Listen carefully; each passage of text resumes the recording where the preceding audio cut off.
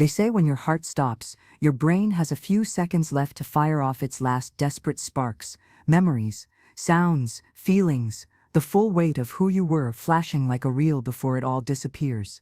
For me, there was no grand montage. No flashbacks to childhood, no glimpses of Frank's face, no soft recollection of my daughters as toddlers. Just the sterile beep of a flatline monitor, the searing sting in my chest as electricity forced my heart back into rhythm, and the violent, wet gasp I dragged in like a woman drowning. 11 seconds. That's how long I was gone. The nurse told me later, like it was something I'd want to frame on the wall. 11 seconds. My first thought, when I came to, wasn't about death or God. It wasn't about what I saw on the other side, because there was no other side, just blank space. A black quiet. The absence of being. My first thought was water. My mouth was so dry it felt like chalk. I tried to ask for a drink, but my tongue was glued to the roof of my mouth, and the only sound that came out was a scratchy croak. My vision was blurry, the lights above me too bright, too artificial. It took a few more seconds before the haze cleared, and I saw a man leaning over me, kind eyes, dark eyebrows furrowed in disbelief. The tag on his scrubs read Carlos. "You're back," he whispered, like he didn't believe it. "Welcome back, Mrs. Whitaker." I didn't respond. I couldn't yet. But in my mind, I screamed, "Where are they? Where are my girls?"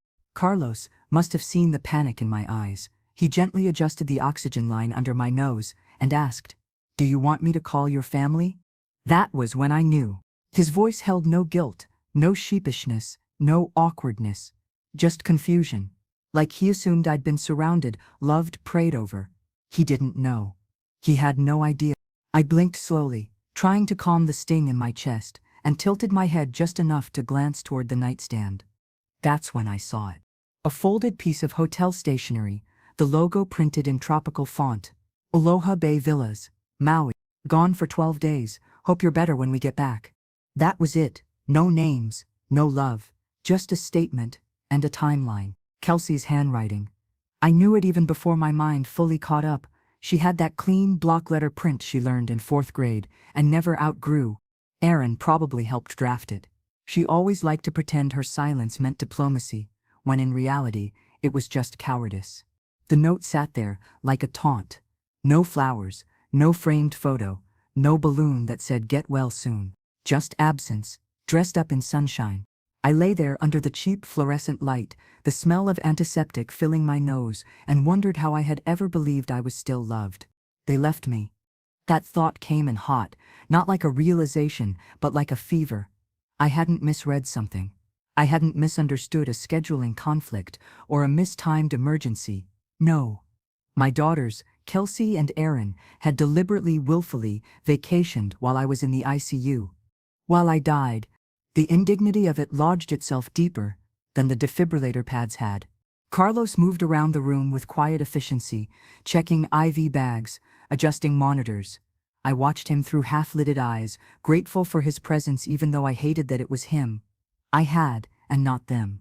I wanted to ask what day it was, how long I'd been unconscious. I wanted to know if anyone had even called. But I didn't have the energy, and I knew the answers would hurt more than the mystery. Later that evening, after the shift change, I lay awake, still silent, still broken, listening to the nurses outside the room.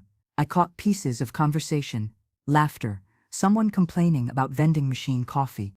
Then Carlos's voice, low and careful, floated near the door. "Yes, ma'am," she stabilized. A pause. "Yeah, no. She's conscious now. Would you like to speak to her?" Another pause, this one longer. "Okay, got it. Just thought you'd want to know." He didn't say the name, but he didn't have to.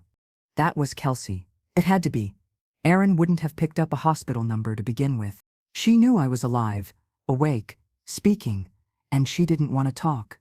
She'd rather sip pineapple cocktails and pose for beach photos than hear her mother's voice asking why she wasn't there. My throat tightened. Not from the breathing tube they'd removed earlier, but from something colder, a compression of the soul, a kind of grief I didn't know existed. Not the grief of losing someone you love. The grief of realizing they never loved you in return. I spent 8 days in that ICU. 8 days without visitors, without flowers, without a single call. Carlos came back on day 4 with a little paperback book tucked under his arm. Some detective novel, he said, his mom used to love. He left it on my tray table without saying much, but I saw the gesture for what it was. He saw me, not as a patient, as a person. On day 6, I managed to eat 3 bites of Jell-O. I wept quietly after because I felt proud and pathetic all at once. No one was there to celebrate that win. No daughters, no grandkids, just me and my watery Jell-O. On day 8, the discharge nurse asked if anyone would be picking me up. I laughed, the kind of laugh that sounds more like coughing. No, I said, my voice ragged. I'll take the van. Carlos was the one who wheeled me out. He didn't say much, just looked embarrassed, like this wasn't how it was supposed to go. I gave him a nod, the only thank you I could manage without bursting. The van ride home was silent. No radio, no conversation, just the sound of tires humming over asphalt and the occasional squeak of the gurney locks. I stared out the window at a city I didn't recognize anymore. Same buildings, same streets, but they felt foreign now, stripped of meaning. As we pulled into my driveway, I already knew things would never feel the same again. I didn't know yet just how much worse it was going to get, but I was about to find out. The ride from the hospital to my house was short, but it felt like crossing a continent. My body, stitched together by machines and meds, ached with every bump. The van driver didn't offer small talk. I didn't need it. I wasn't in the mood to make nice with a stranger when the people who were supposed to love me had treated me like a burden they were finally free of. When we pulled into the driveway, something felt off. I hadn't been home in over a month. Between the fall, the stroke, and the days in the ICU, time had melted. But even from the sidewalk, I could tell something was wrong. The porch plants were gone. The wreath Frank hung every spring had been replaced with some factory-made welcome sign I'd never seen. The curtains were different. Worse, the ceramic frog on the porch, the one that hid the spare house key, was empty. I stared at it, hollow and dumbfounded, as if the key would appear out of shame for being gone. The van driver sighed and got back in the vehicle, clearly not planning to wait. I asked him if he could stay a few more minutes while I figured things out. He didn't respond, just pulled away like I was already someone else's problem. So there I was, an old woman with healing stitches, a fresh hospital wristband, and a single plastic pharmacy bag, sitting on my own front steps like a trespasser. I rang the bell once. No answer. Again. Still, nothing. It wasn't until I sat down on the 3rd step, exhausted and shivering despite the sunlight, that the door finally opened. Rick, my son-in-law, stood in the frame, blinking like I was a ghost. He held a Starbucks in one hand, phone in the other, wearing gym shorts and no shoes. His mouth opened, but no words came. For a second, I thought he might slam the door and pretend this hadn't happened. Then he forced a smile. Eleanor, hey, wow, wasn't expecting you back so soon. Soon. Like I'd gone on a cruise, not nearly died. I rang the bell, I said, my voice barely more than a whisper. Yeah, sorry, Kelsey and I were just heading out to grab groceries. We thought we'd come by tomorrow to check on things. He shifted his weight like the floor might collapse under him. I stepped inside, without asking. The air was different. There was a faint scent of paint and lemon cleaner, like someone trying too hard to cover something up. I didn't have to look far. My photos were gone. The mantel was bare. Boxes labeled "Donate" sat against the wall beside neatly folded linens that used to be in my guest room. I walked slowly through the living room, my legs shaky but moving. The furniture was different. Rearranged for what? Better angles, better flow. My hand landed on the back of the recliner Frank used to nap in. It was covered with a white sheet. Rick followed behind me, still mumbling excuses.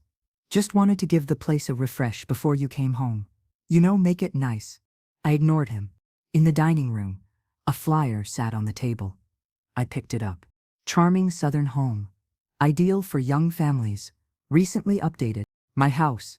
My floorboards, my paint colors. My name was nowhere on it. On the counter, beside the coffee pot, sat a file folder. I opened it. Power of attorney authorization. Executed March 2 years ago. Hip surgery. The morphine. Kelsey had held my hand and said, "Just insurance stuff, Mom.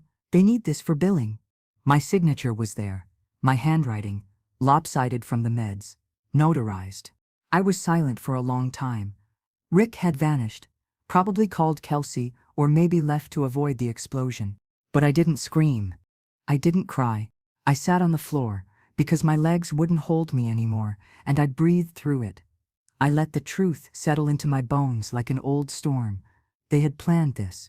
While I was unconscious, while tubes were keeping me alive, they'd been preparing a new life without me. I don't know how long I sat there. Could have been minutes, could have been hours.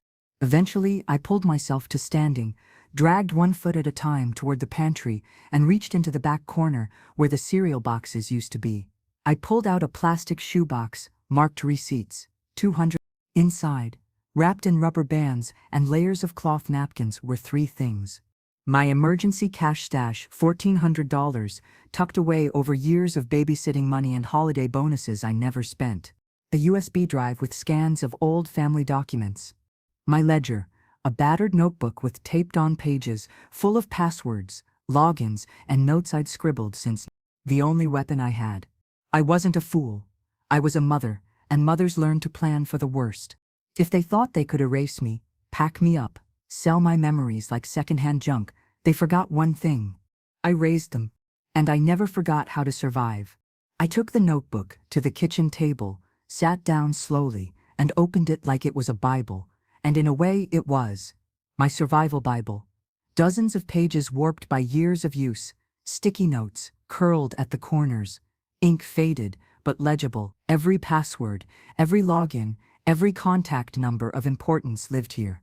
Frank used to tease me for being old school. Just put it in the cloud, he'd say. But I never trusted the cloud. What if it rained? Now, that stubbornness was the only reason I had any control left. The kitchen was too quiet. This house used to echo with life. Kids' footsteps, holiday music, Frank humming to himself while making coffee. Now it sounded like a stranger's Airbnb, clean, polished, sterile. I flipped to the page labeled Bank, Chase, Online. There was my login, my security question answers, even a backup password in case I forgot the first one. They hadn't changed it. Not yet. I opened Erin's old iPad. It still sat charging by the pantry outlet. She must have forgotten to sign out of her messages, or maybe she didn't care. The home screen came to life with a photo of her dog, Winston, in a Halloween costume, tiny bat wings taped to his back. I tapped the messages icon with a trembling finger, and there it was. Kelsey, house goes on MLS Monday. If she's not home yet, we'll start the assisted living intake. Erin, let's be honest, Mom was never good at boundaries. I read the thread 4 times. Each time, it landed heavier in my gut. Not only had they planned this, they had justified it. They weren't sorry. They thought they were doing something right. That I was some ancient relic they were finally recycling for parts. A task, a spreadsheet, a responsibility to be managed. I scrolled further, photos of paint samples, flooring ideas, a screenshot of a Pinterest board titled Modern Coastal Entryway. My entryway. They were redecorating a life I still lived in. The betrayal burned, so hot it almost numbed me. And yet, I didn't throw the iPad. I didn't even drop it. I set it down gently, like it might shatter the last illusion I had of ever being loved properly. I stood up and looked around. My refrigerator was humming. The floor tiles were still chipped near the dishwasher. The photo of Frank and me at our 40th anniversary dinner still hung slightly crooked by the pantry door. But I no longer recognized this house. And it no longer recognized me. I walked back to the pantry and retrieved the rest of the shoebox contents. I counted the bills, still intact, $20 bills mostly, rubber-banded in stacks of 500. I ran my fingers over the USB drive, mentally cataloging what was on it: birth certificates, Frank's will, the original copy of our deed. They thought I'd be too old, too weak, too dazed to fight back.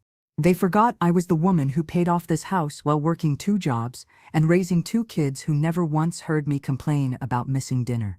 I was the woman who slept in hospital chairs through Frank's chemo treatments, who learned how to do our own plumbing because money was tight. I was the woman who took their children every summer and never asked for a dime. And now I was the woman they were planning to tuck away in a retirement facility like I was an antique desk with one broken drawer. No, I would not be boxed. The next morning, I waited until Rick left. I watched him from the upstairs window. He backed out of the driveway in his too clean pickup, sipping his overpriced coffee like he hadn't stolen a life from under its owner. Once he was gone, I made my move. The guest bedroom had been turned into a makeshift storage area. My clothes were folded in bags, marked donate, and my dresser drawers were stacked in the hallway. They hadn't even asked me what I wanted to keep.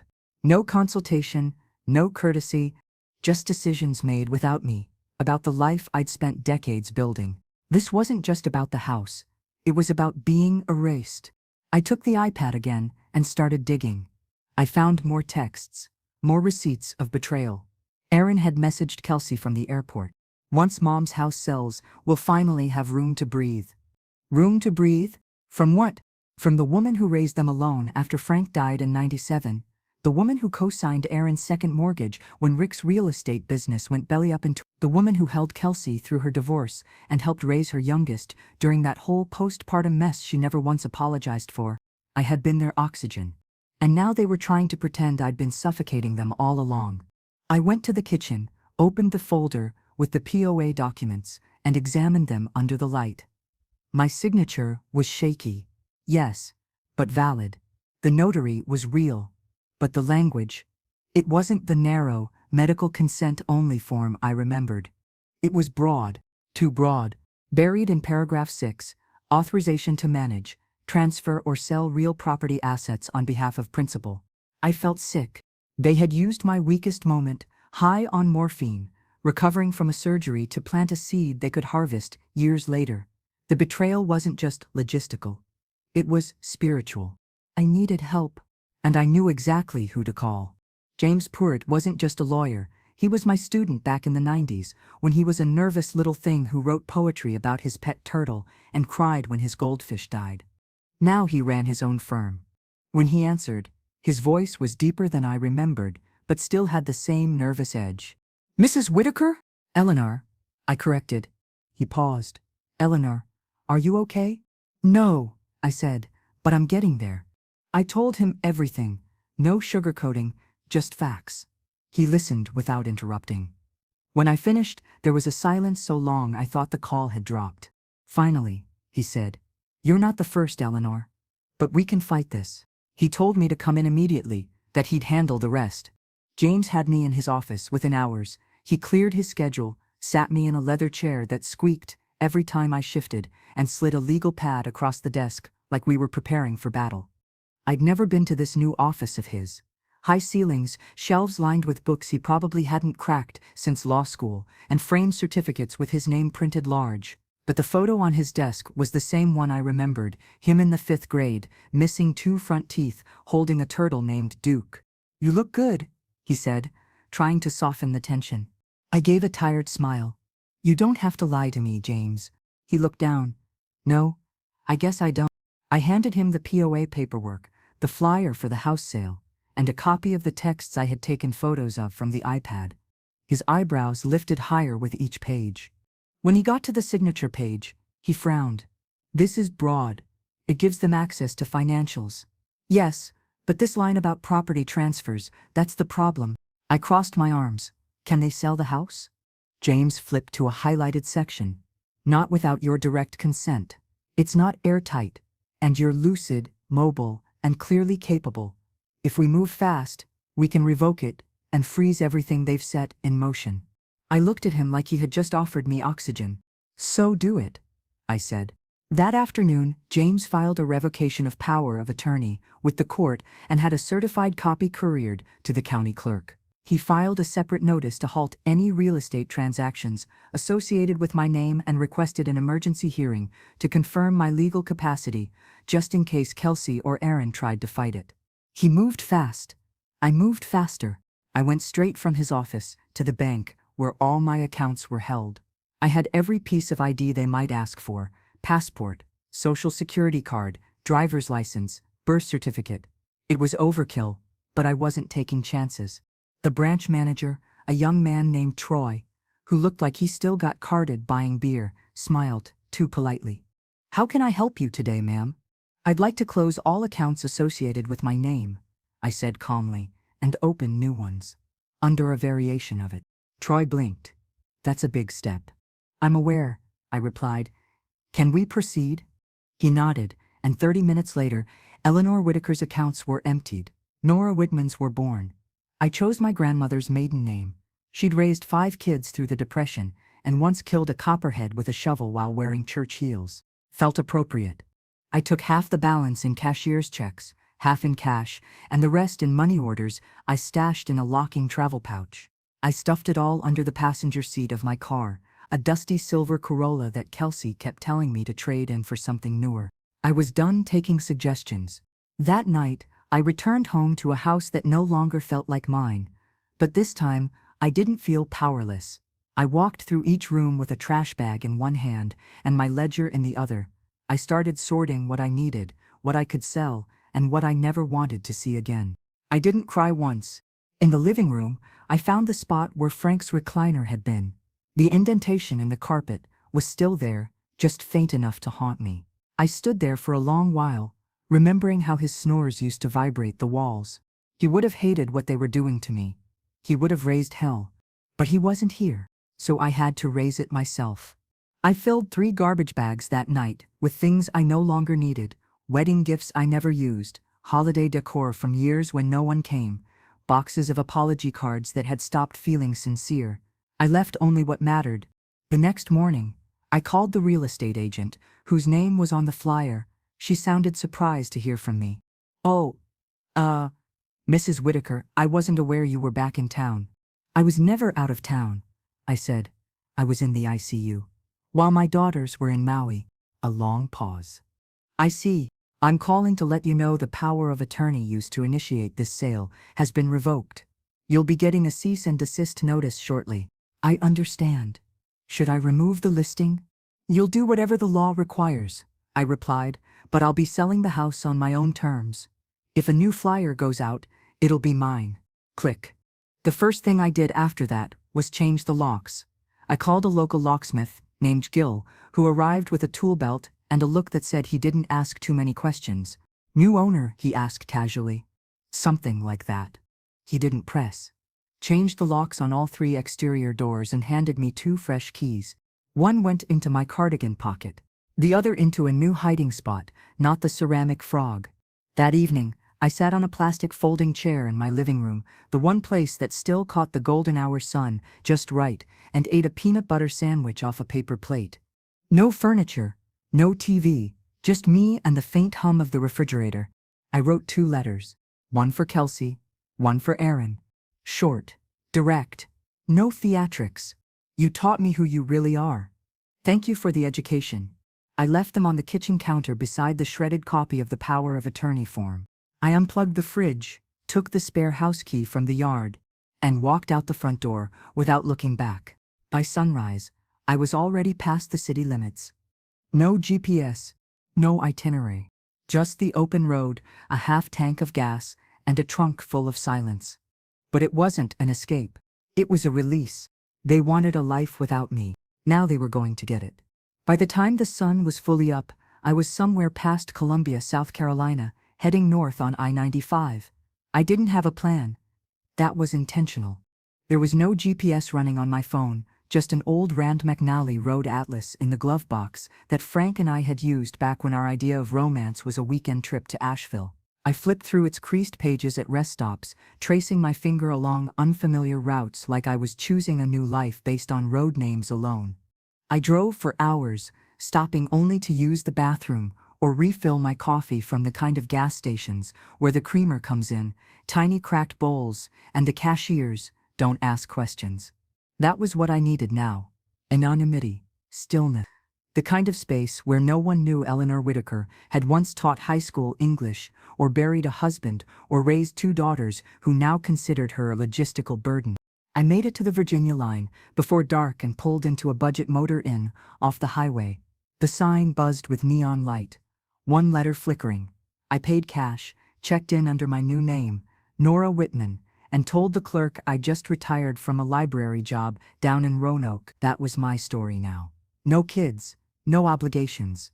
No loose ends. The room smelled like bleach and mildew. There was 1 lamp, a stained armchair, and a tiny box TV bolted to the dresser. But it was quiet. And the quiet felt like freedom. The next morning, I opened the notebook I'd brought, the same one I used to keep my passwords, and began a new list. Lies I've told as Nora. Retired librarian from Roanoke. Widowed at 60. No living family. Favorite author, Alice Munro. Can't eat gluten in case someone offers cake. I kept the entries neat, each lie with its own bullet point, like this new life was a class I was preparing to teach. Because the truth was, I needed structure. I needed something to anchor me while I rebuilt from the ashes. The hotel gave me 3 days of peace before I decided to move again. I didn't want to linger too long in any one place. Familiarity could be dangerous. I was still watching the news, still checking my name online, through burner emails, still waiting for the world to notice my disappearance. But no one had. At least not publicly. Kelsey and Aaron hadn't posted anything. Not a missing person flyer, not a concerned daughter tweet, not even a passive-aggressive Instagram story about life being complicated. Maybe they thought I was bluffing, that I'd come crawling back. They didn't know me at all. I kept driving, farther and farther, until the roads grew smaller, the trees taller, and the air sharper with the smell of pine and cold river water. I crossed into Maine, 3 days later. An accident, really. I hadn't meant to go that far north. But then I saw a billboard that said, Elkport Public Library, voted friendliest in Maine. And something in me softened, like a thread being pulled gently toward a knot it wanted to unravel. I took the next exit. Elkport was barely a town. One diner, a gas station, a church with peeling white paint. The library was a squat brick building across from a tiny park and a bait shop that also rented out trailers. It looked like a place forgotten by time, which made it perfect. I pulled into the gravel lot and sat in my car for 10 minutes, engine off, just watching the way people moved. No rush, no tension, just small-town rhythm. That's what I needed now. Not a new chapter, a whole new book. The bait shop owner's name was Jim, a grizzled man with sun-spotted hands and a cigarette tucked behind one ear. When I asked about rentals, he pointed to a small aluminum-sided trailer behind the shop. $580 a month, he said, furnished. Utilities included, cash only. I don't smoke, I replied. He nodded. That'll help.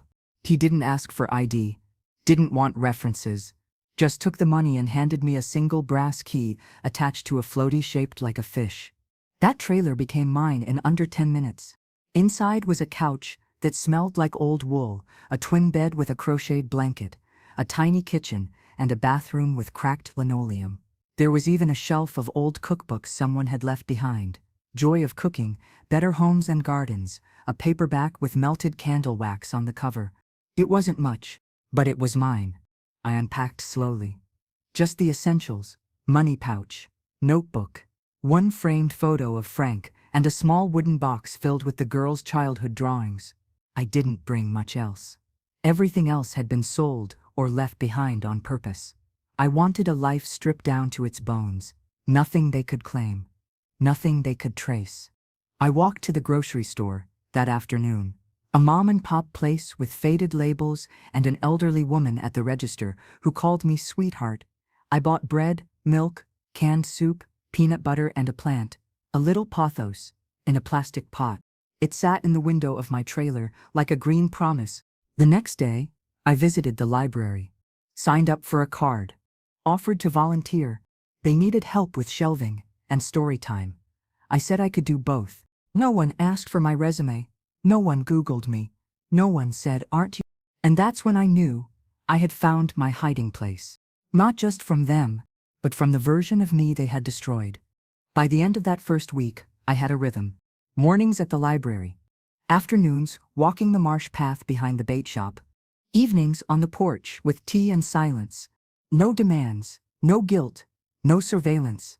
I was invisible, and I had never felt more alive. I'd been in Elkport for 11 days when I met Lily. It was a gray Thursday afternoon, one of those days where the sun forgets to rise properly and everything looks like it's wearing a film of dust. I was shelving books in the children's section at the library. The Velveteen Rabbit, Goodnight Moon, titles I used to read aloud in bedrooms with glow-in-the-dark stars on the ceilings, when I heard a laugh. Not a child's laugh. A woman's, tired, real, the kind of sound that slips out of someone who hasn't had a reason to smile in a while. I looked up. Lily stood at the front desk holding a little girl's hand. She was tall, with the kind of wiry build that comes from waitressing and worry. Her dark hair was pulled back in a messy bun, and her coat had a ketchup stain near the hem. She wore sneakers, with the soles nearly gone, but her eyes, hazel, with flecks of gold, lit up when the girl beside her tugged her forward. "This is where the books live?" the child whispered, eyes wide. "Sure is," Lily replied, "just like I promised." The girl couldn't have been more than 6. She wore a too big pink jacket with a missing button and clutched a tattered stuffed bunny, like it was sacred. Her name, I later learned, was Emma. And from the moment she stepped through the doors, she looked at me like I was someone she already knew. "Hi," she said without hesitation. "Are you the boss?" I laughed. "Only of the alphabet." Lily smiled, sheepish. "Sorry, she's not shy." "No need to apologize," I said, kneeling slightly. "I like bold girls." Emma beamed, and Lily looked at me a little longer than most strangers do. The kind of look that scans deeper, that tries to figure out if you're safe. I gave her a warm nod, one I'd perfected after years of teaching, firm, non-judgmental, full of unspoken understanding. She relaxed a little. "We're new here," Lily said. "Just moved in a few weeks ago." I lied easily. "Same." Over the next few weeks, I saw them often. Lily worked nights at the diner down the street, the one with the flickering sign and bottomless coffee. She came in on her days off to pick books for Emma, usually picture books, but sometimes early readers too. Emma had a lisp and trouble with her R's, but she sounded every word out like she was decoding treasure maps. One afternoon, Lily asked if I'd ever been a teacher. "Just a librarian," I replied, deflecting with a smile. "Well, you're better than any of mine ever were," she said. "Emma loves you. She keeps calling you Nana Nora." I froze, just for a second. But she saw it. "You okay?" Lily asked. "I'm fine," I said. "It's just been a while since anyone called me that." It started small, watching Emma for an hour while Lily picked up a second shift, helping with homework, walking her home when the wind kicked up and she forgot her scarf. Then came the cupcakes. Emma's birthday fell on a Friday. Lily was planning a tiny celebration. Nothing big, just a rented VFW hall across from the diner, a few streamers, a pizza or two. "Would you mind helping decorate?" she asked one morning, her hands fidgeting with her jacket zipper. "Emma asked for you." That afternoon, we hung up crepe paper streamers and used plastic tablecloths covered in smiling unicorns. I baked 24 cupcakes in the tiny trailer oven, each one a little lopsided but covered in pink frosting. At the party, Emma insisted I sit next to her while she opened presents. The room was full of kids and chaos and off-key singing, but somehow in the middle of it all, she leaned her head on my shoulder and whispered, "This is my favorite part." "What is?" "You being here." Someone filmed it. Just a short 30-second video for Instagram. Emma opening a gift, squealing over a glittery journal, me handing her the next box with a grin. I didn't think anything of it. Not then. 3 days later, Lily burst into the library, her phone shaking in her hand. "Nora, you need to see this." I took the phone and stared at the screen. The video. The birthday clip. It had been reposted by a mommy blog, then picked up by a TikTok account that specialized in uplifting elder stories. But it didn't stop there. Someone had cross-referenced it with the old news stories from Charleston. The caption, "Found her grandma ghost is alive and well in Maine." My face, my smile, my location, all exposed. The comments were flooding in. Legend, icon, finally living her life. But there were others. She abandoned her real family? What kind of mother just disappears? I felt my stomach twist into a cold knot. I handed Lily the phone, my hands suddenly numb. "They found me," I whispered. Lily stared at me. "I'm not who I said I was," I added. "My name's not Nora, it's Eleanor. Eleanor Whitaker. And I didn't run from a family. I escaped one." She didn't speak right away. Then, softly, "Okay, so what do we do now?" That night, I didn't sleep. Not because I was scared, but because I knew someone was coming. I spent the next 48 hours watching shadows. I kept the blinds closed in the trailer, didn't turn on any lights after dusk. Unplugged the Wi-Fi, cleared the browser history, wrapped my phone in aluminum foil just in case someone got clever. Paranoid? Maybe. But I'd been erased once before. I wasn't going to make it easy this time. Lily didn't press. She brought groceries, without asking, and said she'd keep Emma away for a few days, just until the dust settles. She didn't treat me like a ghost, or a villain, or a trending hashtag. She treated me like a person. A woman who had every right to draw a line and say, no more.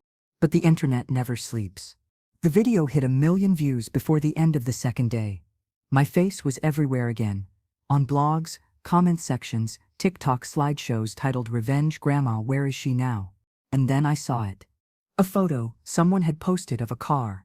A silver Toyota with South Carolina plates. Parked outside a gas station just 15 minutes from Elkport. I didn't need to zoom in. I knew the make. I knew the bumper sticker. I knew who it belonged to. Erin. She arrived the next morning. I was sitting behind the returns desk at the library, pretending to shelve a stack of donated cookbooks. Outside the front window, I saw the car roll slowly past, as if it were hunting, and then turn back around. She parked too neatly. Always the perfectionist. When she stepped out, she was wearing dark jeans, a cream cardigan, and oversized sunglasses, like this was brunch and not an ambush. In her hands was a paper coffee cup. A peace offering. Probably. I ducked behind the desk. My heart pounded so loud I thought it might set off the security gate. Not because I was afraid of her, but because seeing her meant dragging the past back into the room, like wet laundry left too long in the wash. I waited, 5 minutes. Then I stepped out. She was standing by the front doors, arms folded around the coffee cup like it might give her courage. When she saw me, she didn't smile. Her mouth parted slightly, but no words came. "Mom," she finally said. I didn't respond. She stepped forward. "Please don't walk away." Her voice cracked at the word mom. And for a flicker of a second, I felt it, that reflex to comfort, to reach out, to forgive without being asked. But I stayed still. She looked thinner, darker circles under her eyes. Her hair was up, but messy, and her lip quivered like she hadn't been sleeping. "I'm not a ghost," she said. "You're not done. You can come home." I looked her dead in the eye. "I already did the funeral," I said. "You just weren't there."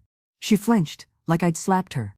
There was a bench near the side of the building, facing a row of pine trees. I sat down slowly, letting her follow if she wanted. She did, but kept a few feet between us. "I didn't know," she said after a long silence. We thought you were going to be fine. You left a note," I said flatly, "beside a hospital bed, and flew to Maui." She tried to respond, but stumbled over her words. "We didn't mean to abandon you." "Yes, you did." She inhaled sharply. "It wasn't supposed to be like that," Rick said. "Don't blame Rick.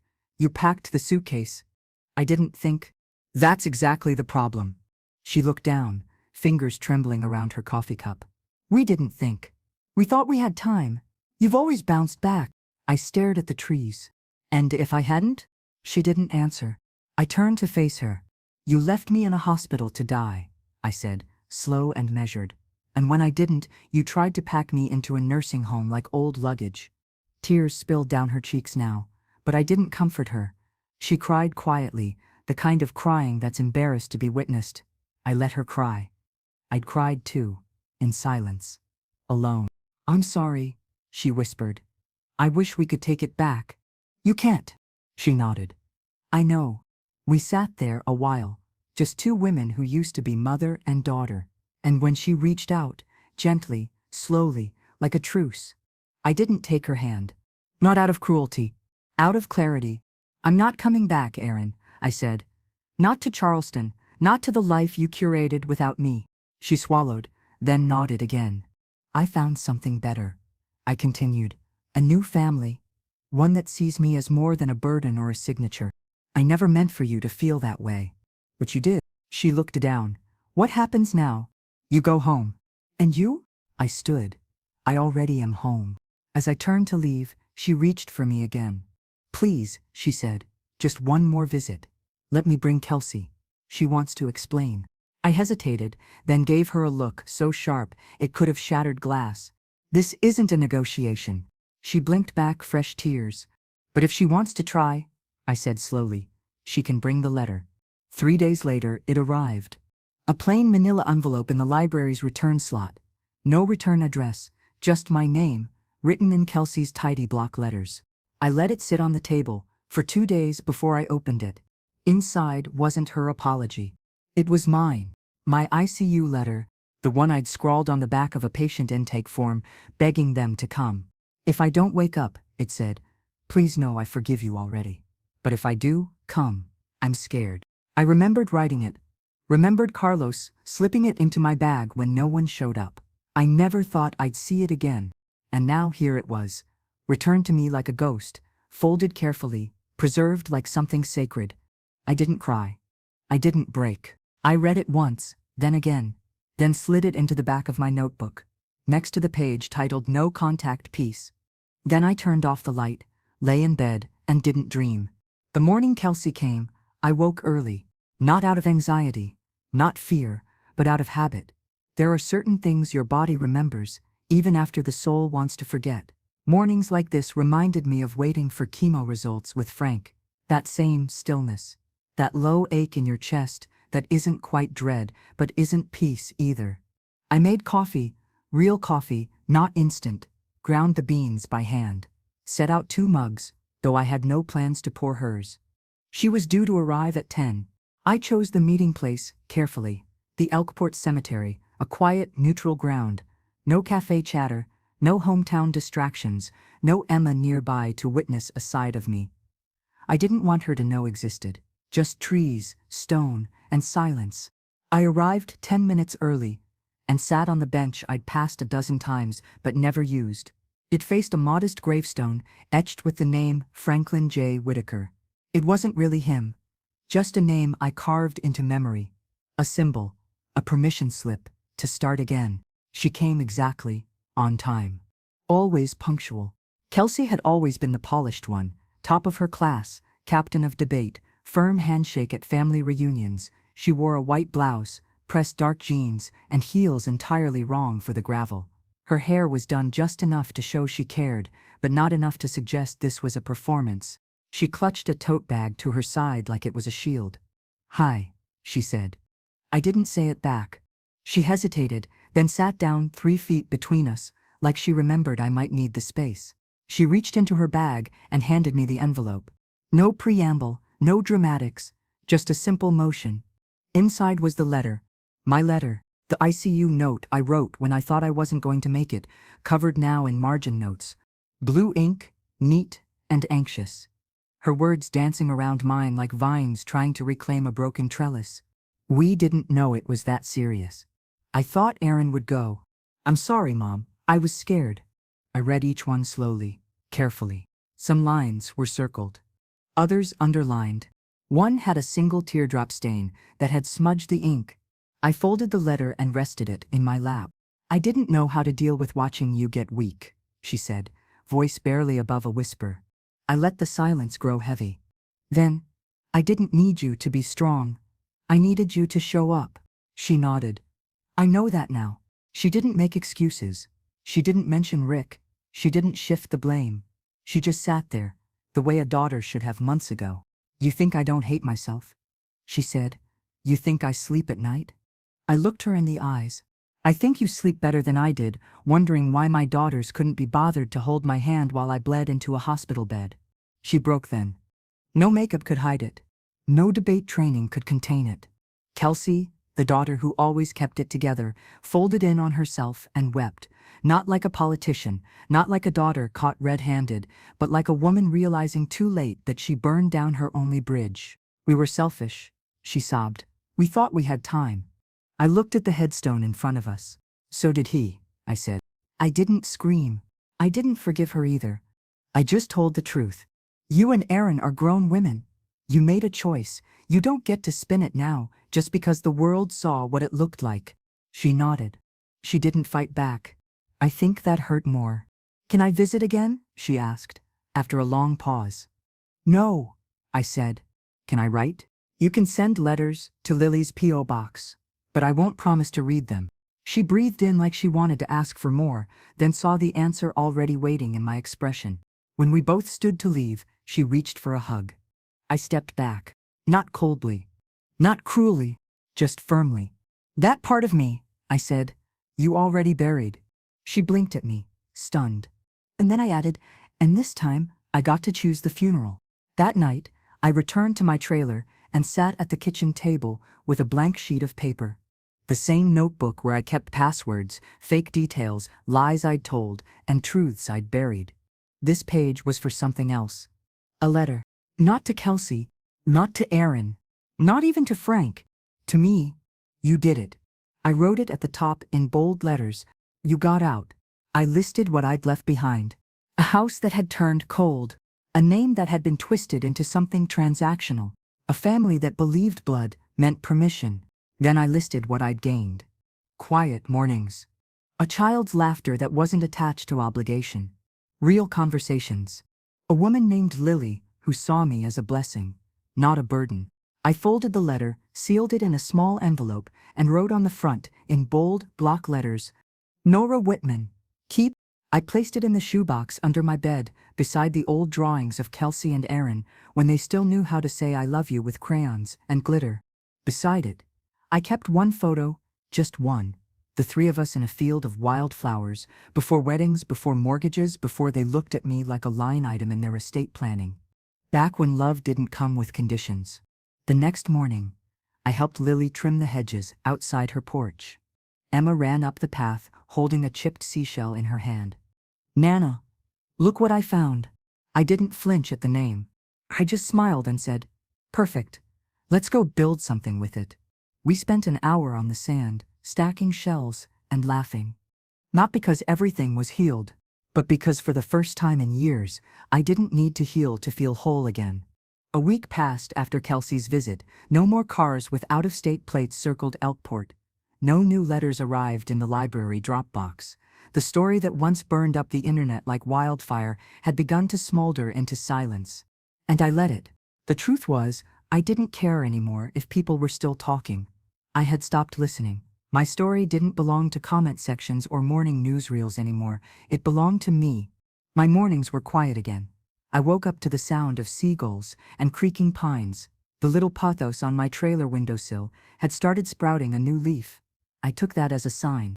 Each morning I'd walk to the library by 8:45, greet Mrs. Downing at the desk, and shelve whatever returns had stacked up since the night before. Children would wave at me like I was part of the architecture.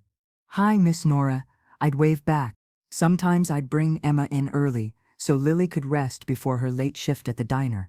We had our own routine now, warm-up reading, stickers for new words, silly voices for every character. Why do you always do the grandma voice so good? Emma asked one morning. Because I had to learn it the hard way, I said. She tilted her head. What's the hard way? I just smiled and said, living long enough to know what not to say.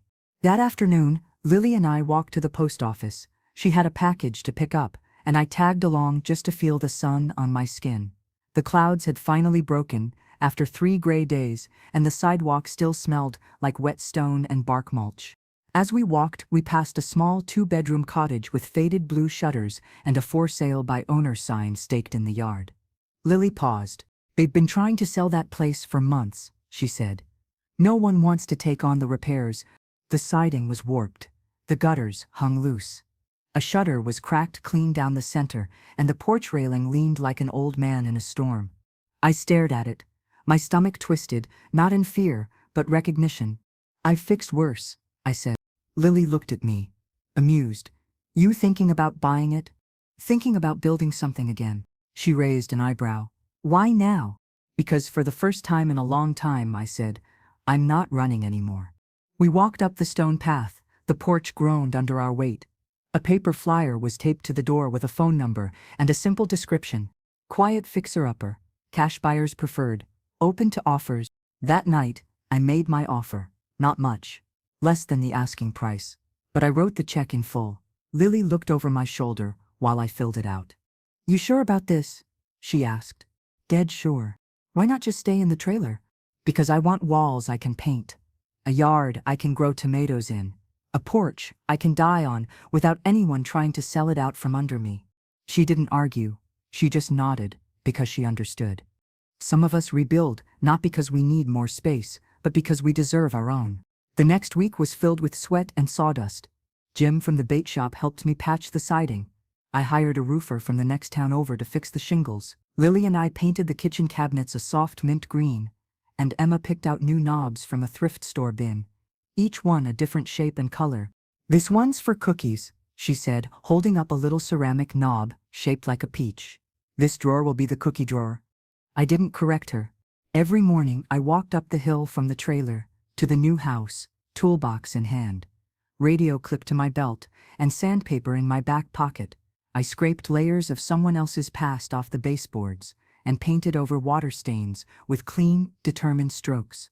The more I worked, the more I felt my old self return, not Eleanor the burden, not Nora the runaway, but something in between, someone real, someone sturdy.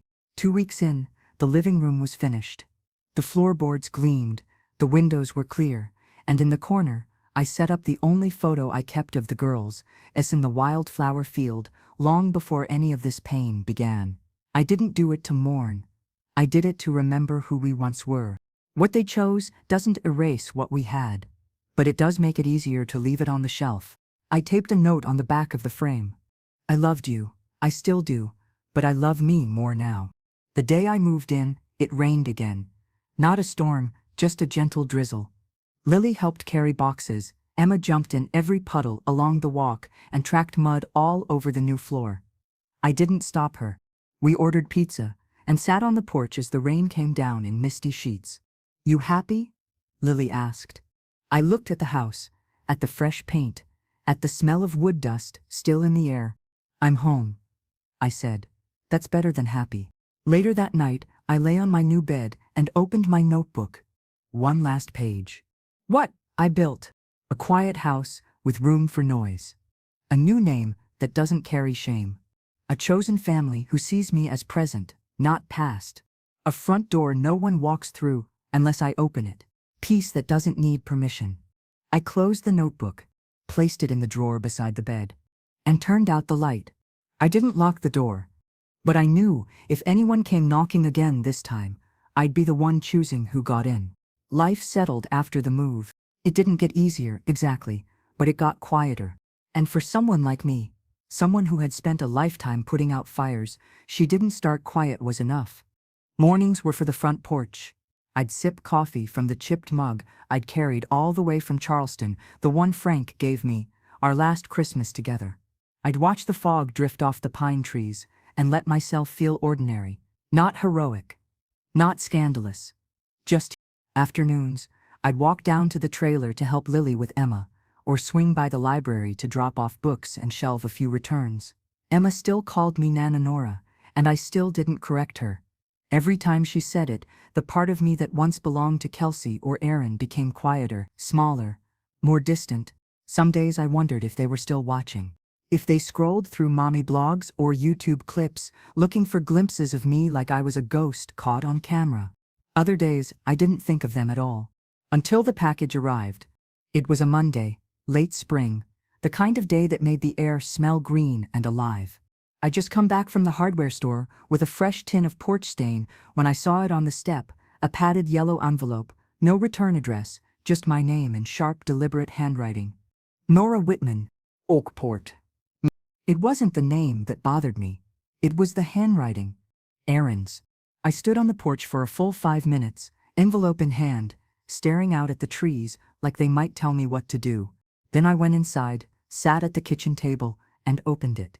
Inside was a single photograph.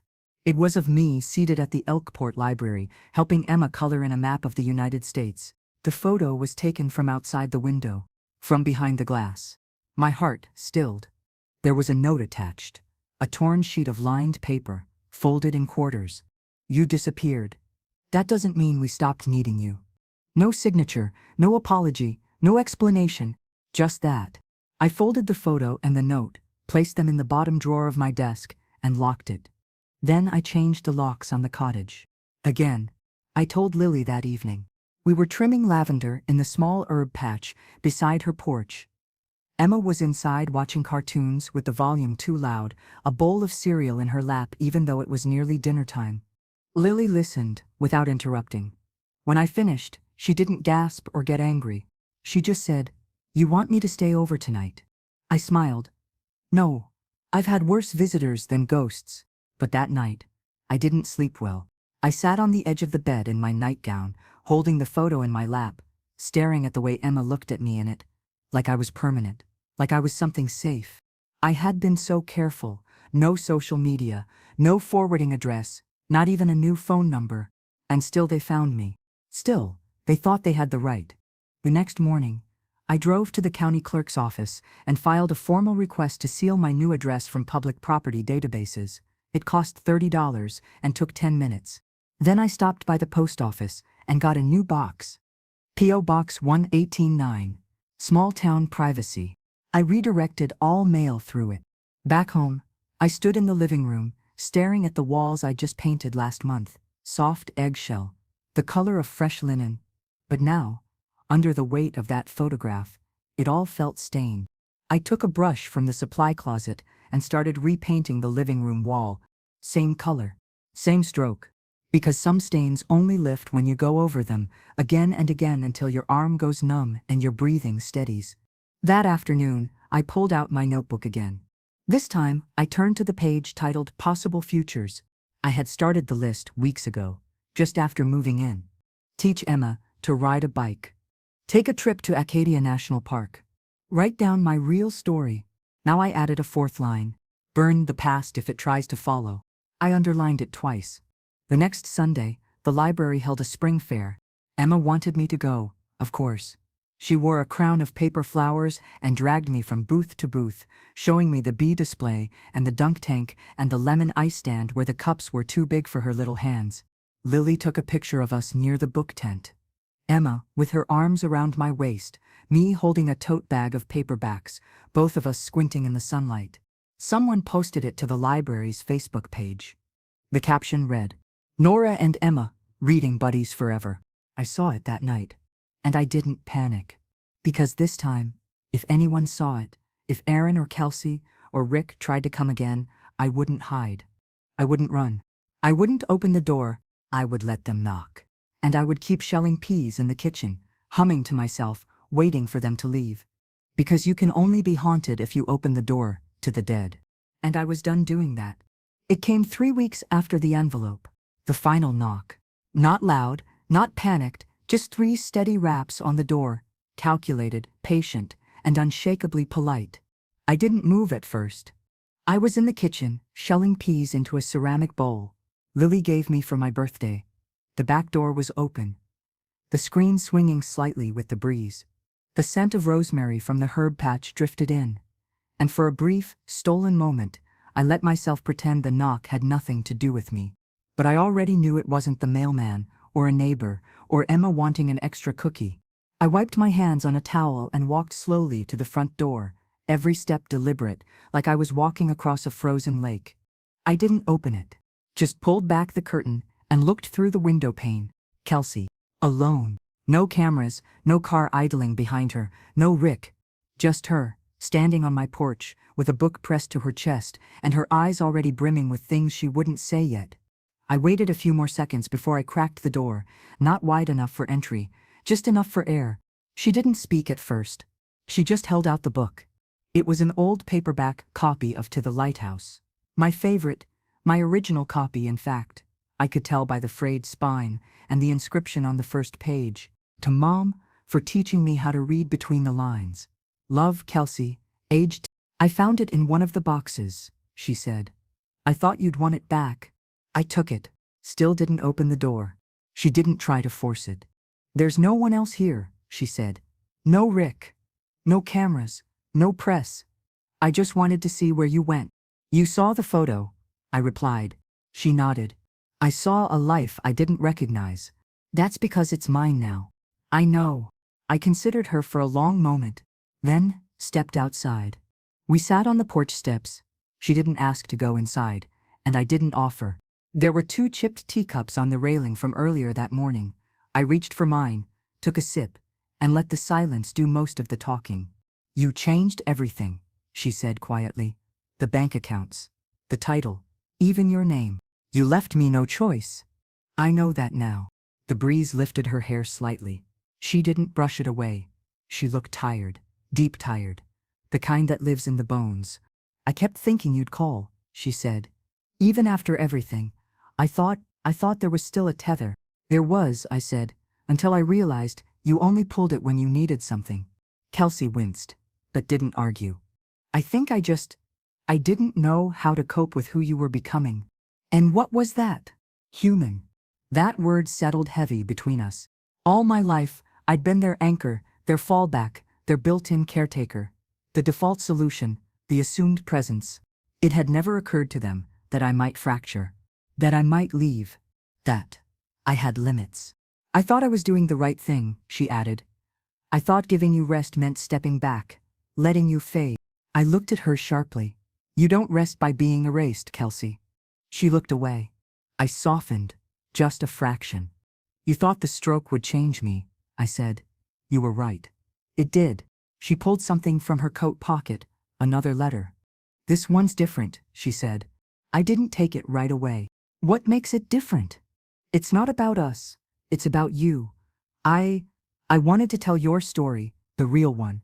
Not the one they printed, or the one that went viral, or the one strangers told for clicks. My fingers hovered over the envelope. Why now? Because Emma's birthday video, it didn't make me angry. It made me jealous. That caught me off guard. She looked up at me, eyes glassy. She called you Nana, and she meant it. And I realized someone else saw what I refused to see. I finally took the letter. Didn't open it. Just held it. Do you want to be forgiven? I asked her. No, she said immediately. I want to be understood. That was the first honest thing she'd said to me in years. And it undid something in me. Not a knot, not a chain, just a breath I didn't realize I'd been holding. I stood. Kelsey didn't move. I looked down at her and said, you can send letters, if you want, to the P.O. box, but I won't promise to reply. I understand. And you don't get to visit unannounced again. I won't. Then, softly, but thank you for not slamming the door. I thought about it. She gave a half smile. I would have in your shoes. And with that, she stood too. She didn't ask for a hug. She didn't beg. She just walked down the path, back to wherever her life had gone since the mess began. When her car turned the corner and disappeared, I stepped back inside, closed the door and leaned my forehead against it. And I didn't cry, because I didn't feel broken. I felt intact.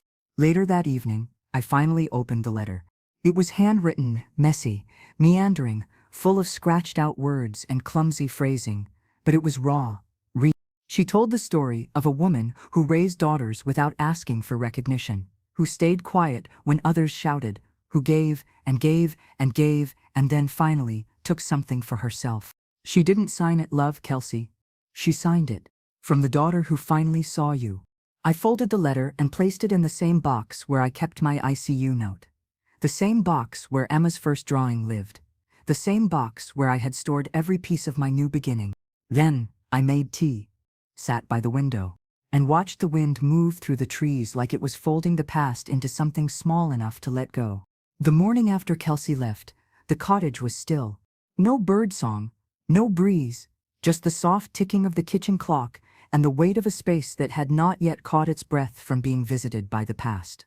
I moved through it, slowly, watered the plant on the sill, folded the dish towel by the sink, made coffee, though I didn't feel like drinking any. There was a feeling I couldn't quite name, one part ache, one part relief. I had survived another storm, but I wasn't ready to celebrate. Not yet. I sat at the edge of the bed and looked at my reflection in the mirror across the room. The mirror was old, slightly warped at the edges, the kind that made you look both truer and more fragile than you meant to. I saw a woman with silver gray hair pulled into a loose braid, a beige cardigan buttoned unevenly, olive skin that had seen too many sunrises and not enough forgiveness. But I didn't see Eleanor Whitaker. And I didn't see Nora Whitman. I just saw me. Finally. That afternoon, I went down to the trailer for the last time. The new house was complete, roof fixed, walls painted, garden tilled, porch stained. I didn't need the trailer anymore. But before handing back the key, I walked through it one last time. Every creak of the floorboards echoed like a memory. The first night I'd slept there, the first peanut butter sandwich, the shoebox where I'd hidden the money, the sticker on the fridge Emma had placed with pride, a smiling cartoon tomato. I ran my hand along the small countertop, remembering how it felt to chop onions with the window open and the distant sound of frogs humming in the marsh. This was where I'd stopped dying and started existing. I wrote a note to Jim, left it on the kitchen table with the key. "Thank you for not asking questions." Then I stepped outside and didn't look back. In the following days, life resumed, but it was different now. Not in some grand cinematic way, in subtle, almost imperceptible shifts. I started walking the longer route to the library, past the houses with laundry lines and porches filled with wind chimes. I started baking again, not for anyone, just because I liked the way cinnamon made the cottage smell. I wrote in my notebook every morning, sometimes just a sentence, sometimes a page. Lily stopped by more often. She'd drop off fresh rolls from the diner or stand by the fence while Emma picked wildflowers near the road. Sometimes we didn't talk at all. We didn't have to. She knew what it meant to build a life from scratch and to protect it with everything you had. One night, about a month later, I opened the closet in my bedroom and pulled out a box I hadn't touched since the move. The last photo of my daughters. We were standing in a wildflower field just outside of Savannah, all three of us wearing sundresses and squinting into the sun. I had a wide-brimmed hat, Erin was mid-laugh, and Kelsey had her arm looped around my waist like she never wanted to let go. I stared at it for a long time. Not crying, not reminiscing, just acknowledging it. What we had then was real, and what happened after didn't make it less true, it just made it complete. Grief doesn't need an altar, it needs a boundary.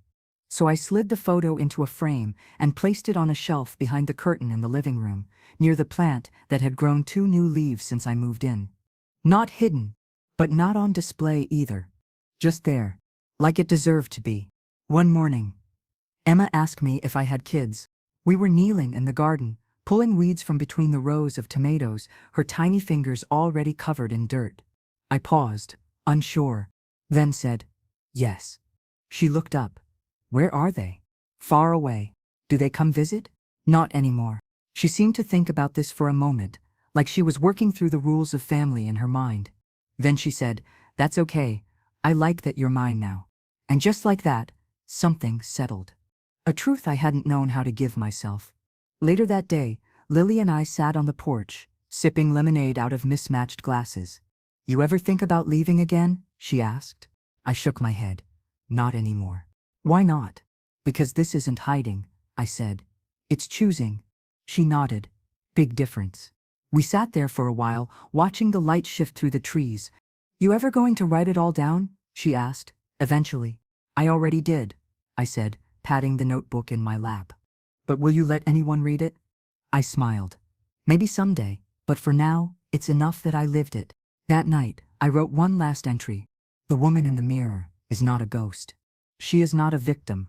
She is not waiting to be rescued. She is the house she rebuilt. She is the letter she never sent. She is the story only she gets to finish." I closed the notebook and placed it under my pillow. Outside, the wind picked up, rustling the lavender near the steps. Somewhere, an owl called out, low and steady. I didn't check the locks that night. I didn't sleep with one eye open. I didn't dream of doorbells or hospitals or signatures forged in silence. I just slept, like someone who no longer had anything left to fear. The story didn't end with a reunion. It didn't end with courtrooms or headlines or final phone calls. It ended with peace. And peace is quiet. It creeps in softly, without permission or performance. One morning you stir your coffee and realize you no longer imagine someone else at the table. One evening, you look at the sunset and don't think about who should have seen it with you. You just live it. That's how I knew I was done grieving. Not because it didn't hurt anymore, but because I didn't need it to. Emma turned 8 in June. We threw her a birthday party under the oak tree beside the library. Lily made lemonade from scratch, and I baked a cake shaped like a butterfly. It leaned a little to one side, and the frosting cracked in the heat, but Emma said it was the most perfect cake ever. She wore a paper crown made from construction paper and glitter glue, At one point during the party, she tugged on my sleeve and whispered, "Nana, can you sit next to me for the presents?" I did. And when the last gift was unwrapped, a pair of sparkly sneakers, she leaned against me, content and sticky-fingered from icing, and said, "This is the best day of my whole life." I believed her. Someone posted another photo to the library Facebook page, me and Emma, side by side, under a string of hanging lights, laughing over something I can't remember now. No panic followed. No knock. No envelope. Just likes. Comments. A few heart emojis. One said, "We should all be lucky enough to have a Nora." It made me smile. Not because I agreed, but because I finally recognized the name as mine. In July, I got a letter from Erin. It was forwarded through the P.O. box, neatly addressed and sealed with a wax stamp. Her idea of showing sincerity, I supposed. I opened it on the porch, with the breeze lifting the corners of the pages. Inside, she wrote about her kids, how they were growing fast, how they still asked about Grandma Eleanor.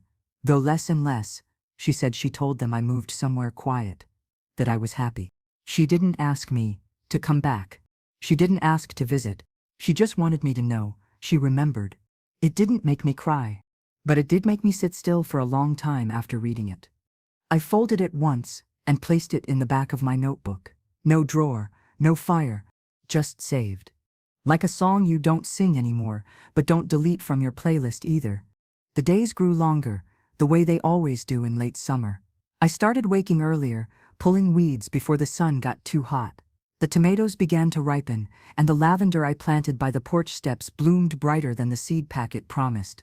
One afternoon, I found Emma on the porch, sitting cross-legged with a box of shells.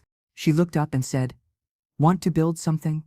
We walked down to the sand and made a little spiral with the shells, white, pink, some chipped, one shaped like a tiny heart.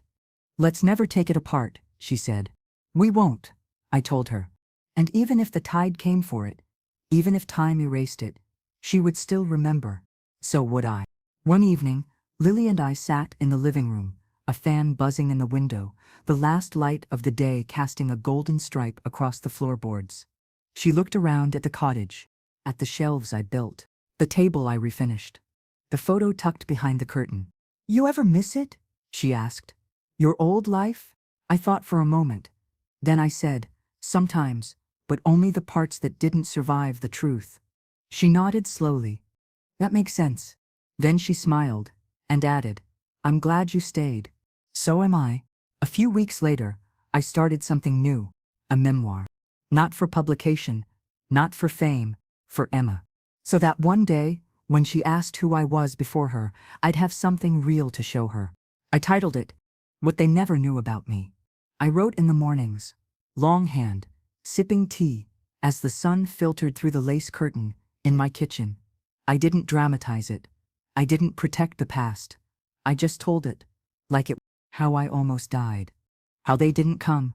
How I walked out of a house full of ghosts and never looked back. And how I learned to build a new life, not out of revenge, but out of self-respect.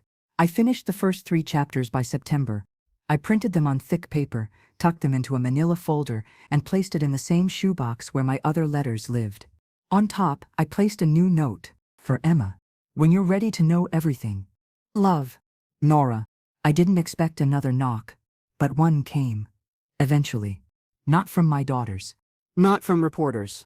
From the mailman, handing me an envelope, with government insignia, a final confirmation that the court had legally processed the name change. Nora Whitman, permanent, official, irreversible. I held it in my hand for a long time. Then I walked to the mirror in the hallway, looked myself in the eyes, and whispered, "Welcome home." That night, I sat on the porch, the shoebox beside me, the lavender humming with bees, the air thick with pine and distant ocean, and I finally understood. The story they tell about me isn't mine anymore. It's theirs to spin, the world's to digest. But here in this town, with no past and no expectations, I'm not Eleanor Whitaker.